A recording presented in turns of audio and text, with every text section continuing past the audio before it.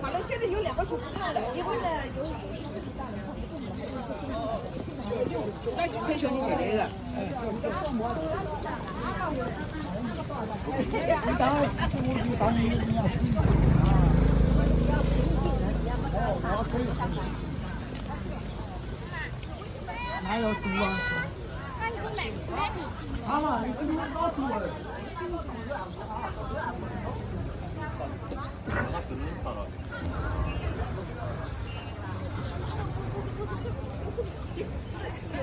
空呢，还有空呢。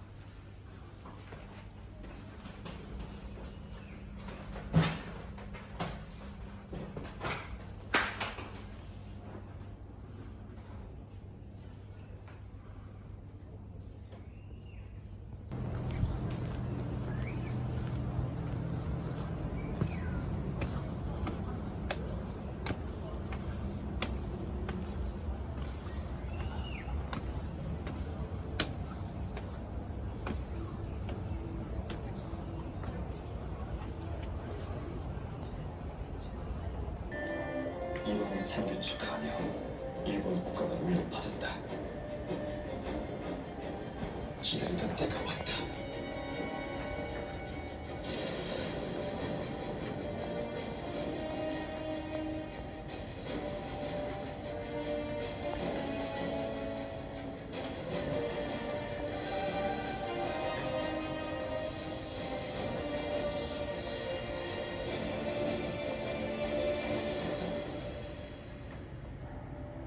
윤봉길 의사는 1908년 6월 21일 충청남도 예산군 덕산면의 평범한 중농 가정에서 태어났다. 11살이 되던 해 덕산 공립보통학교에 입학했다. 1919년 3.1운동을 목격한 윤봉길은 자신이 다니던 보통학교에서 식민지 교육이 강요되는 것을 깨닫고 학교를 자퇴했다. 이후 오치서숭이라는 서당에서 평생의 스승 내국 성주록 선생을 만나 한학과 선조들의 옛 문헌을 배우고 동아일보와 개벽과 같은 잡지를 읽으며 세계 정세에 대해 공부하기도 했다. 윤 선생, 아버지의 묘자리를 도무지 찾을 수가 없는데 어떤 것이 우리 아버지 묘표인가? 이렇게 다른 묘지 묘표를 다 뽑아오면 아버지 묘표를 찾는다 한들 어느 무덤인지 알 수가 없지 않습니까? 하하, 참, 이걸 어찌한다. 저들의 무지를 깨우칠 수만 있다면. 농민들의 무지를 깨우칠 필요성을 절감한 윤봉길은 야학당을 만들어 농민들을 가르쳤으며 야학당 교재로 농민 독보를 만들었다.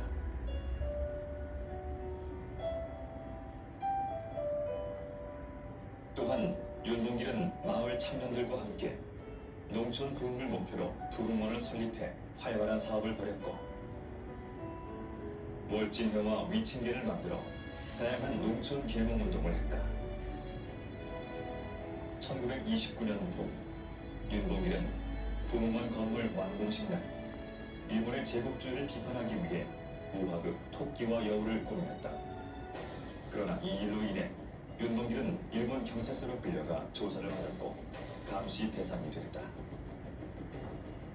1929년 11월 일본 학생의 한국인 여학생 희롱 사건으로 시작된 광주 학생운동이 전국으로 퍼져나가 또다시 항일운동으로 확산됐다.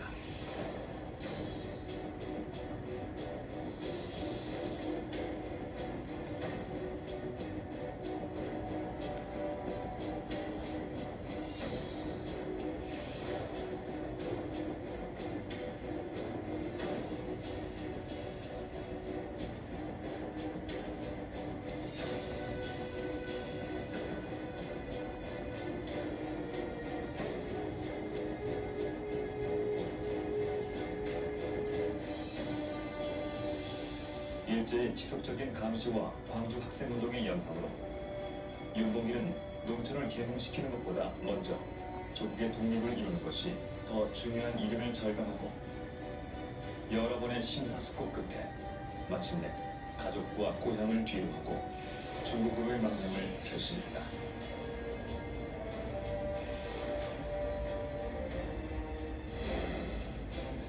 (1930년 3월) 고향을 떠나 시리즈와 다지금을 거쳐 칭다오에 도착한 윤봉길은 상하이로 간 여비 마련을 위해 일본인이 운영하는 세탁소에 취직했다. 우리 청년 시대는 부모의 사랑보다 형제의 사랑보다 처자의 사랑보다도 1층 더 강렬한 사랑이 있는 것을 각오했다.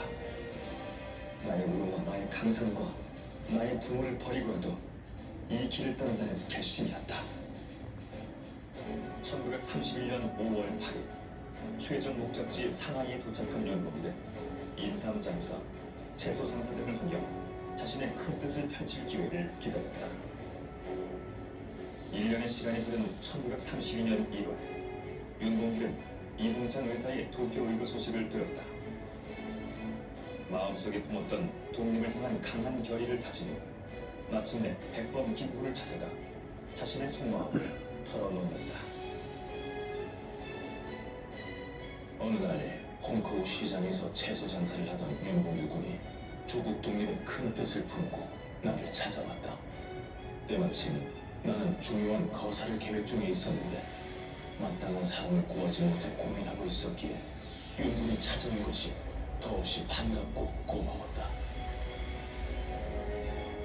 나는 4월 29일 홍커우 공원에서 거행할 홍커우 공원 의거에 대해 설명했고 윤군은 조금의 망설임도 없이 자신이 폭탄을 던지겠다고 대답했다. 거사 3일 전 윤봉길은 민족의 독립의지를 널리 알리기 위해 자필로 선서문을 쓰고 한인 애국단에 입단한다. 나는 적성으로서 조국의 독립과 자유를 회복하기 위하여 한인 애국단의 일원이 되어 중국을 침략하는 적의 창조를 도륙하기로 맹세하나이다. 선서인 윤봉길.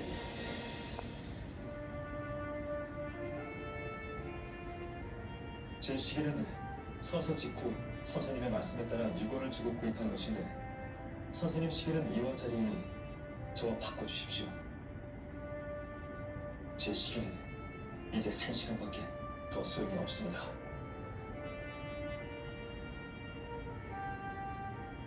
윤군, 훗날 지하에서 만납시다. 도시락과 수통용 폭탄을 다시 한번 확인한 뒤 나는 공원 입구로 들어섰다. 이른 아침이었지만 행사장은 열병식과 이왕의 생일 축하 기념식을 구경하려는 사람들로 붐볐다. 열병식이 시작됐다. 나는 머릿속으로 몇 번이고 폭탄 던지는 연습을 했다. 한치의 오차도 있어서는 아니 될 일이었다. 일왕의 생일을 축하하며 일본 국가가 울려 퍼졌다. 드디어 때가 온 것이다. 조국의 독립과 자유를 되찾기 위해 외적을 처단하고자 신나게 원형들을 향해 수통형 폭탄을 던졌다. 순식간에 아수라장으로 변해버린 행사장. 윤봉길이 던진 수통형 폭탄은 단상으로 정확하게 날아갔다.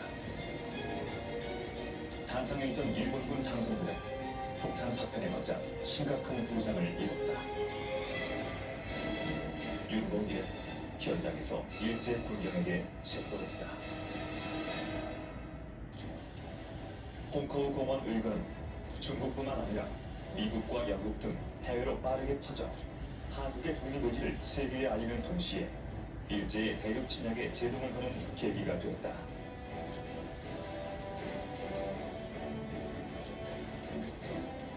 윤봉길 의사의 의거 이후 대한민국 임시정부는 그동안의 침체에서 벗어날 수 있었고 낙양 군관학교에 한인 특별반을 설치하는 등 중국 정부와 한일 공동전선을 형성하는 밑거름이 됐다.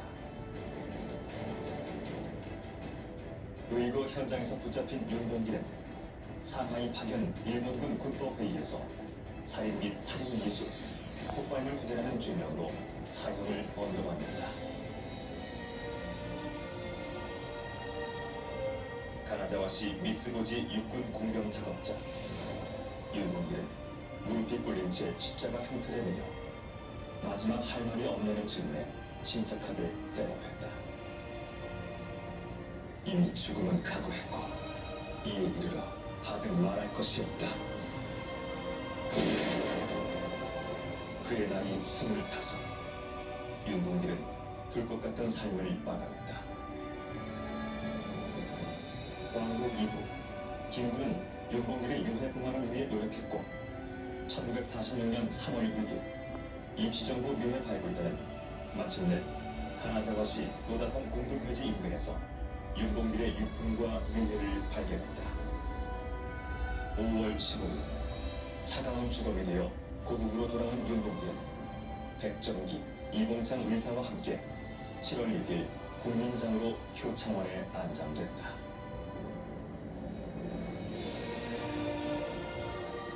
너희도 만일 피가 있고 뼈가 있다면 반드시 조선을 위해 용감한 투사가 되어라. 태극 깃발을 높이 들어내리고 나의 빈 무덤 앞에 찾아와 한 잔의 술을 부어 놓아라. 그리고 너희들은 답이 없음을 슬퍼하지 말아라.